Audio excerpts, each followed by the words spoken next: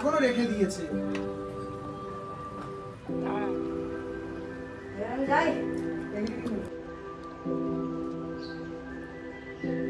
আজকে আমি বানাবো হচ্ছে আরসালান বিরিয়ানি। আরসালান বিরিয়ানি, দাদা বৌদির বিরিয়ানি, কলকাতা বিরিয়ানি, প্রায় একই স্টাইলের বিরিয়ানি। তো আমি আজকে আরসালান বিরিয়ানি করব। আমার না ট্রাইপডটা না ভেঙে গেছে, তো খুবই অসুবিধার। তো যেহেতু ব্লগ করি, তো এইটা আমার ইচ্ছে হলো যে এটা দেখানোটা উচিত, বা কারো যদি ভালো লাগে বাড়িতে তৈরি করে খেতে পারবে। তো চলুন। এই যে আমার চালটা ভেজানো হয়ে গেছে।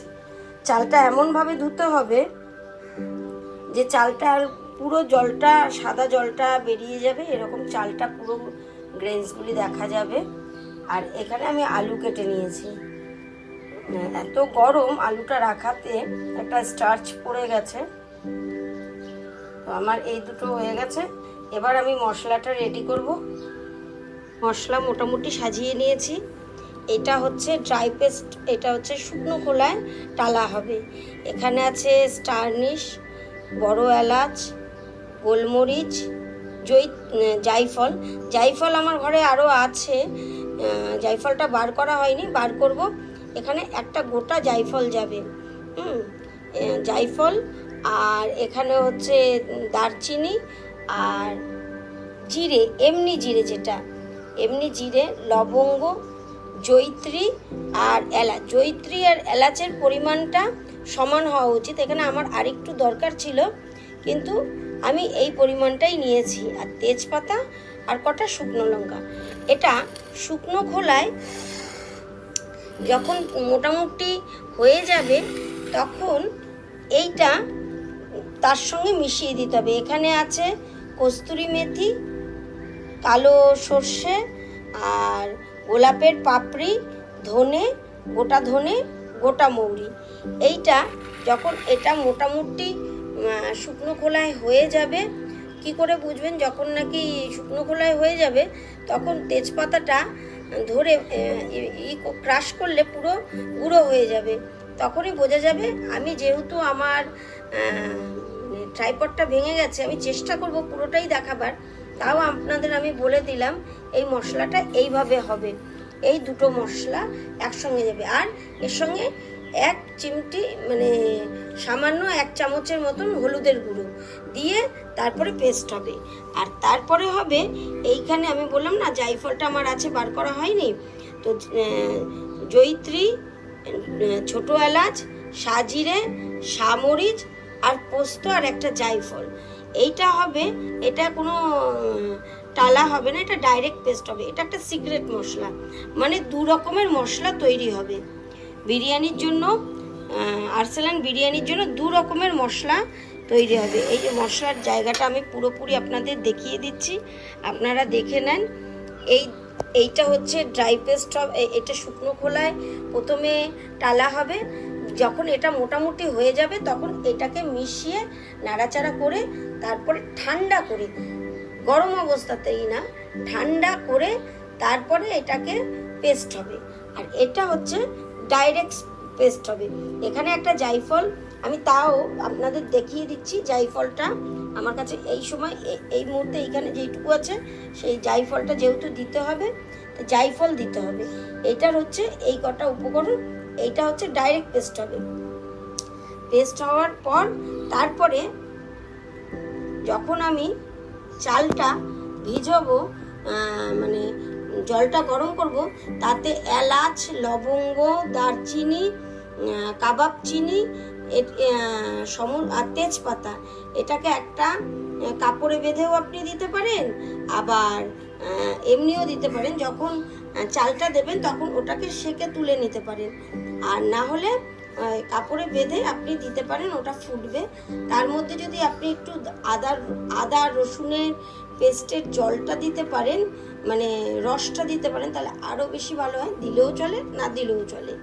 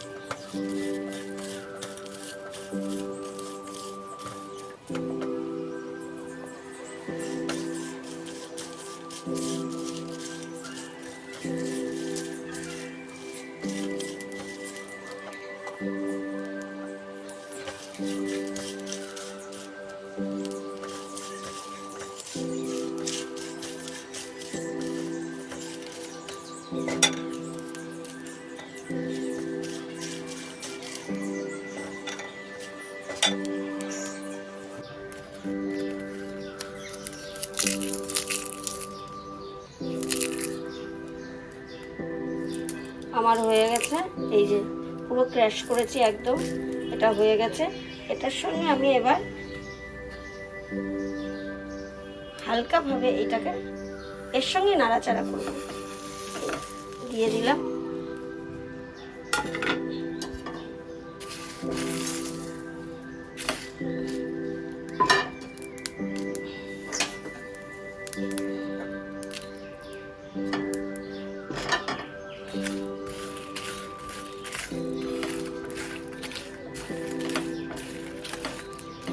আমার মোটামুটি এটা হয়ে গেছে, এই যে পুরোটাই হয়ে গেছে। এবার আমি এটাকে ঠান্ডা করব, ঠান্ডা করে এটাকে পেস্ট করব। এটা হবে আমার ডাইরেক্ট পেস্ট। তো দুটো মশলা হয়ে গেলে পরে তারপরে আপনাদের চলুন দেখাচ্ছি সমস্ত কিছু। এটাকে ডাইরেক্ট পেস্ট করব। এবার একটা মিক্সিং জারে নিয়ে নিচ্ছি। এই যে মিক্সিং জারে নিয়ে নিয়েছি, এটাকে ডাইরেক্ট পেস্ট করব।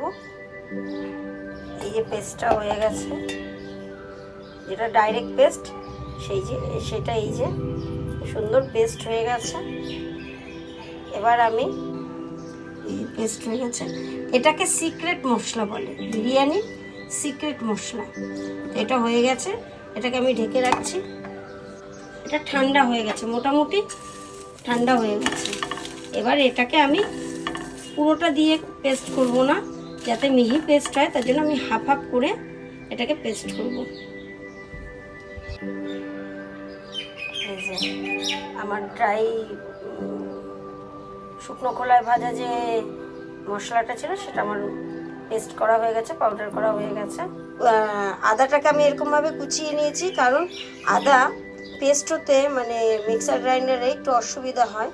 সবাই এটাকে এরকম করে নিতে পারেন, একদম সরু সরু করে কুচিয়ে নিলে আদাটা খুব তাড়াতাড়ি ইজিলি পেস্ট হয়ে যায়। আর এই যে রসুন, আমি আদা রসুন এটা পেস্ট করে নেব। পেঁয়াজটাকে আমি হাফের একটু বেশি পরিমাণ বেরেস্তা করব, আর তার বাদ বাকিটা আমি মাটনে কুকড করব।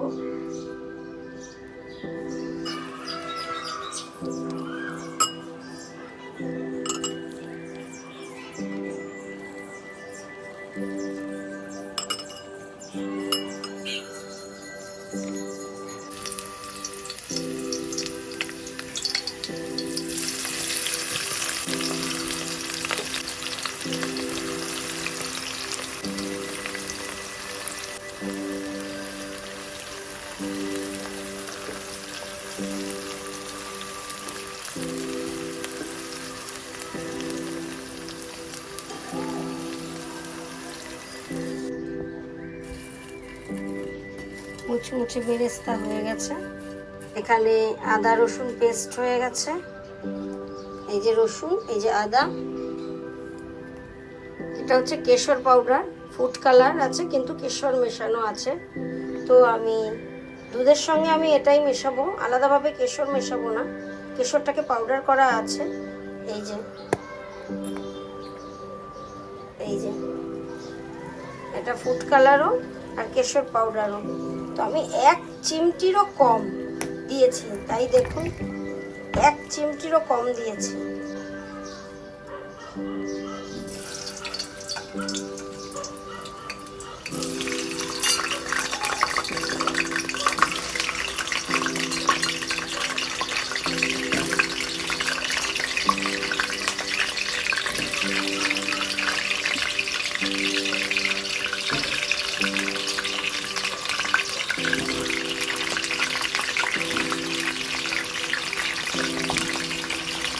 আমাদের বাড়িতে বিরিয়ানির আলুটা বিরিয়ানির মটনের থেকেও বেশি ফেভারিট।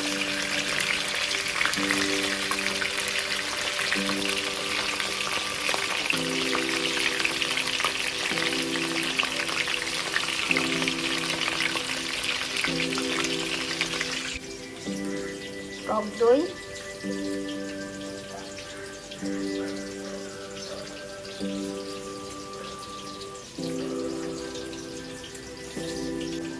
রসুন পেস্ট, আদা পেস্ট, নুন, স্বাদ মতো নুন, সেই মশলাগুলো, পেস্টটা। এবার এটাকে আমি ভালো করে একটা পেস্ট বানিয়ে নেব। হয়ে গেছে আমার পেস্ট।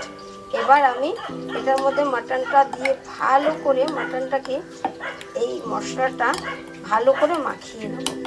এবার আমি প্রেসারে দিয়ে দেব। এটাতে দেব সেই মশলাটা সামান্য, ভুনা মশলাটা সামান্য, দেব নুন, আদা বাটা আর রসুন বাটা। মাটনটাকে আমি ভালো করে এই মশলার সাথে ম্যারিনেট করব।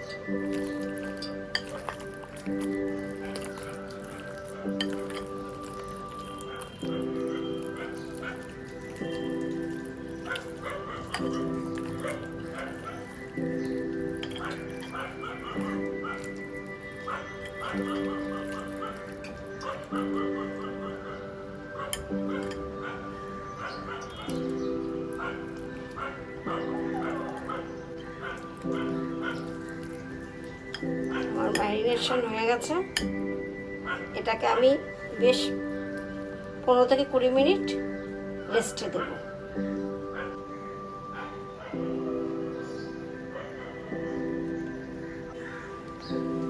এটাকে রেস্টে রেখে দিয়েছি।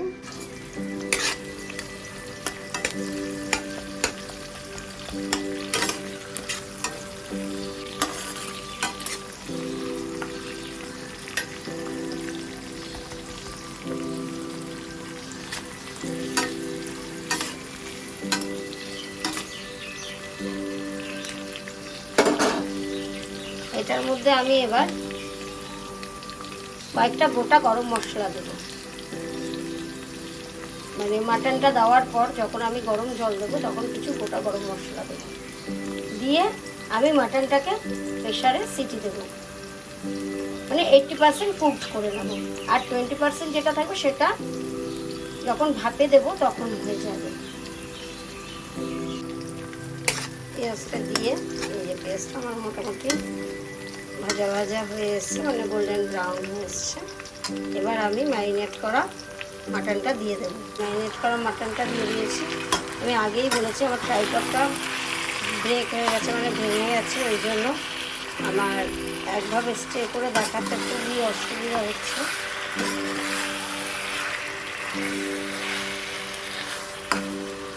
এবার এটাকে আমি একটু ভালো করে কষিয়ে নিয়ে এটাকে সিটি দেবো।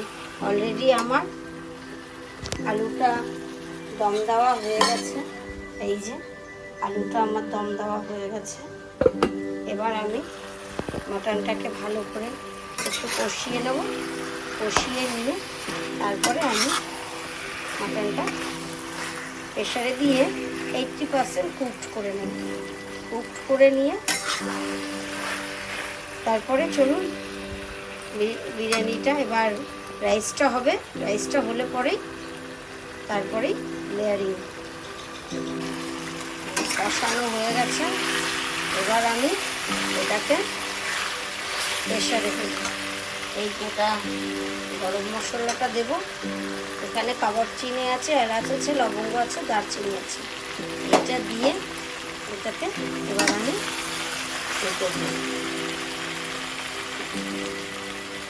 চলুন প্রেসারে দিয়ে দিই।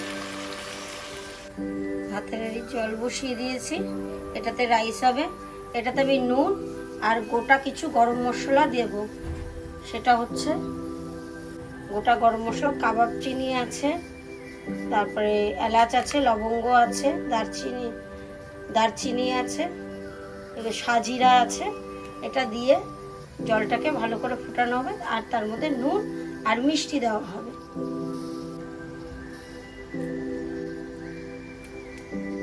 সামান্য মিষ্টি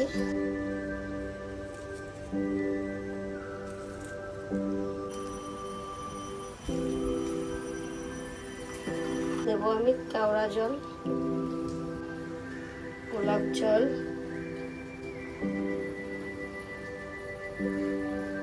চালের জল অলরেডি ফুটছে। এবার আমি চালটাকে দিয়ে দেবো। তার মধ্যে মিঠা এতটা দিয়ে দিলাম, বেশি দেবো না, 2-3 ড্রপ। মাটনটা হয়ে গেছে। মাটনটাকে আর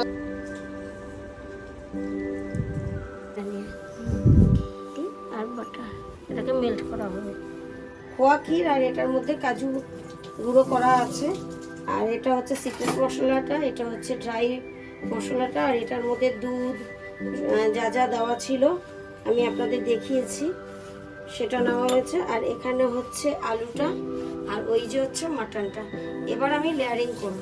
হ্যাঁ, জুসটা স্টক যেটা সেটা আমি ছেঁকে নিয়েছি। এই যে ছেঁকে নিয়েছি।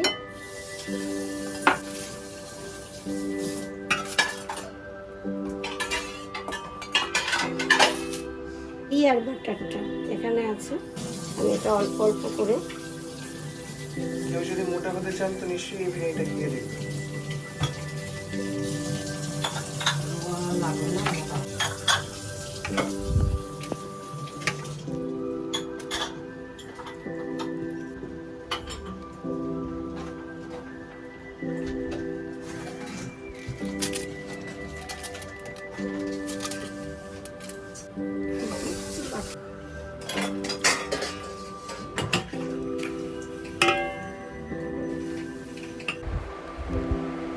এখানে আমি আরসালান বিরিয়ানি বানাচ্ছি।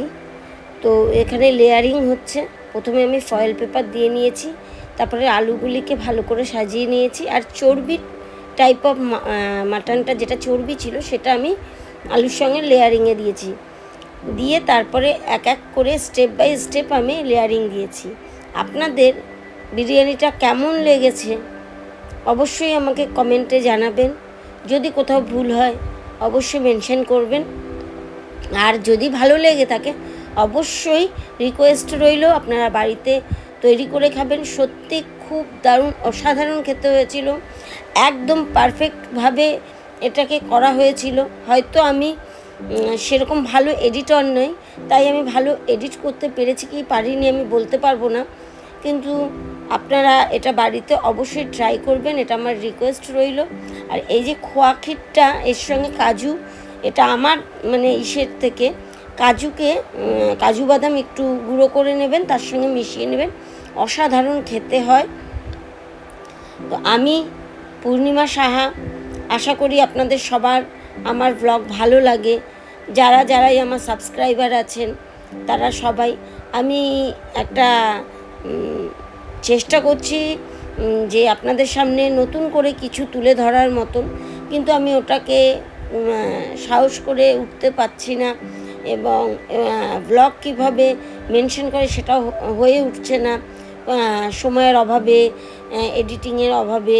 তারপরে সমস্ত কিছু ভিডিও নেওয়াটা, যেহেতু আমি একটা মানে সংসার মেনটেন করি, তো বুঝতেই পাচ্ছেন সমস্ত কিছু সবসময় ভিডিও করা হয় না। আমি চেষ্টা করব এটাকে কন্টিনিউ পারফেক্টলিভাবে করার এটা আমি মানে চেষ্টায় আছি। তো আমার কথার সাথে সাথে আপনারা লেয়ারিংটাও দেখতে পাচ্ছেন। যেহেতু এখানে কোনো কথা বলা হয়নি, আমার ব্লগ যদি আপনাদের ভালো লাগে অবশ্যই সাবস্ক্রাইব করবেন, শেয়ার করবেন, আর যদি ভালো লাগে কমেন্টে জানাবেন। তো সবাই ভালো থাকবেন, সুস্থ থাকবেন, সাবধানে থাকবেন, এটাই আপনাদের কাছে বিশেষ করে রিকোয়েস্ট।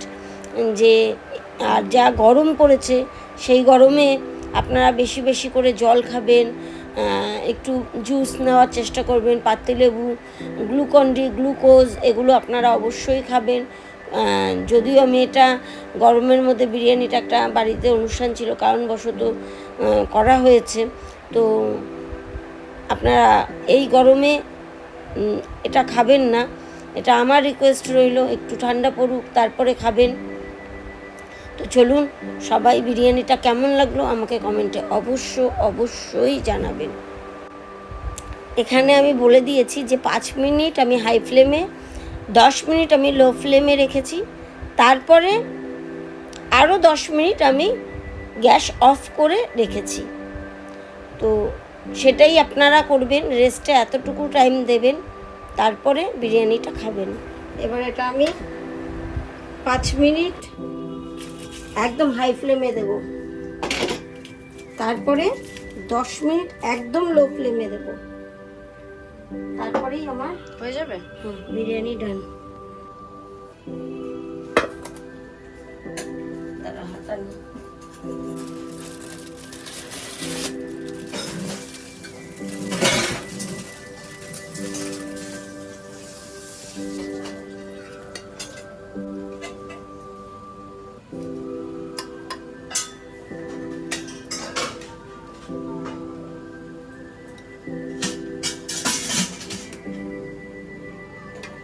বাবার এই চড়কের এই প্রসাদটা আমার মা এখনো রেখে দিয়েছে। তারা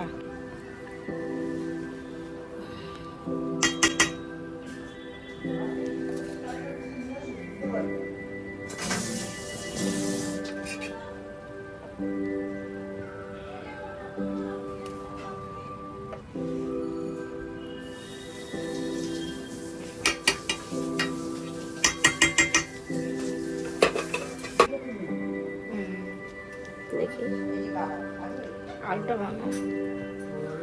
আলুটা খুব সুন্দর হয়েছে। ভেঙে দেখো, হাত দিয়ে একদম ইজিলি ভাঙা যাচ্ছে না। একদম। চলো এখন এটা লুটে পড়বো, লুটে পড়বো। ওর মধ্যে নিয়ে সবাই মিলে ওই চুপ কর তো শোনান, চুপ কর। ভালোভাবে মানুষের সঙ্গে কথা বলতে পারিস না? কেমন হয়েছে?